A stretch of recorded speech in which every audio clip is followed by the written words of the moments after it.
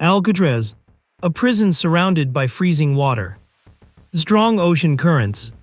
Sharks, or so they said. The government claimed one thing very clearly. Escape from Alcatraz is impossible. But on one silent night in 1962, 3 men tried to prove them wrong. They disappeared into the darkness and were never seen again. Did they die in the water? Or did they pull off the most famous prison escape in history? This is the mystery of the Alcatraz escape. Alcatraz Island sat in the middle of San Francisco Bay. Once a military prison, it later became a federal prison. It was designed for inmates who caused trouble everywhere else. No freedom, no comfort, no second chances. The water around it was icy cold even in summer. The currents were powerful enough to pull a grown man underwater. Guards believed the ocean itself was the final wall. Officially, no one had ever escaped Alcatraz. Until 1962. The mastermind was Frank Morris. He was highly intelligent, an expert at planning escapes. His IQ was well above average. Along with him were brothers John and Clarence Anglin. They grew up swimming in rivers. Cold water didn't scare them. These 3 men were placed in neighboring cells. And that's when the idea was born. Behind each cell was a small air vent. Because of salt air, the concrete walls were slowly breaking down. Using nothing but a spoon, Frank Morris began digging. Night after night, slowly, quietly. To hide the noise, they played music during free hours. No alarms, no suspicion, just patience. They knew guards checked beds at night. So they created dummy heads, made from soap, toilet paper, and toothpaste, painted with real hair taken from the barbershop. From a distance, they looked real.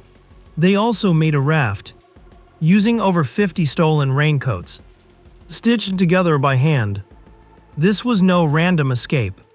It was engineering. June 11, 1962. Late night, lights out. The dummy heads were placed on pillows. Guards walked past. Everything looked normal.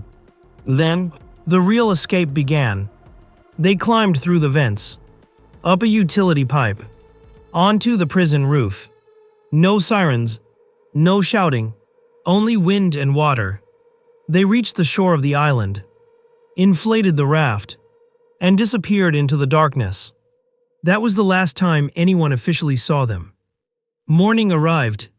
Guards tried to wake the prisoners. No movement. They touched the heads. They crumbled. Alcatraz went into lockdown. The impossible had happened. 3 men were gone. The FBI launched a massive search. Helicopters, boats, diving teams. They found pieces of raincoat material. A paddle fragment. The official conclusion. The men drowned.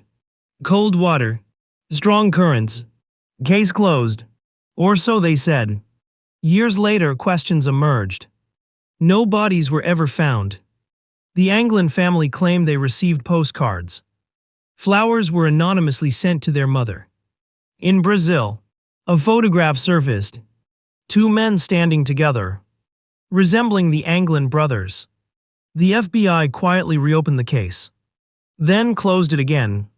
No proof of deaths, no proof of survival, only silence. So what really happened? Did the ocean claim them?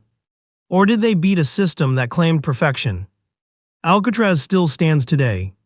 Empty, silent, but one question remains. Did they escape?